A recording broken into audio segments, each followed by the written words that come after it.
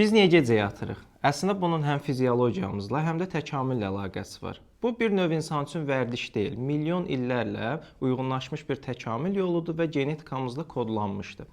Belə ki, fizioloji olaraq baxsaq, bizim insan olaraq günəşə tabeçiliyimiz var və bu bizim fiziologiyamızda özünü göstərir. Belə ki, beynimizdə supraxarizmatik nüvə adlanan bir mərkəz var ki, gözdən gələn işıq siqnallarını qəbul edir. Biz də bildiyimiz kimi gün işığı melatoninin ifrazını dayandırır, yuxu hormonu.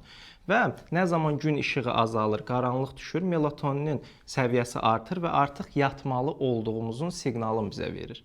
Təkamüllə bağlılığı da budur ki, belə ki, gündüz gün işığı olduqda, yəni gündüz vaxtı, ov etmək rahat idi, qida tutmaq rahat idi, qida axtarmaq rahat idi, bundan başqa ətrafı görmək daha rahat idi insan üçün. Nə zaman qaranlıq düşürdü, həmin anda yırtıcılar aktivləşirdi, yəni aktiv həyat tərzi keçirdi. Bu səbəbdən gecə enerji sərf etmək insan üçün əlverişli deyildi. Bu da ki, bayaqların bəhs etdiyim uzun təkamül yolunun nəticəsidir ki, biz gecə yatmağa, gündüz isə aktiv həyat tərzi keçirtməyə uyğunlaşmışıq.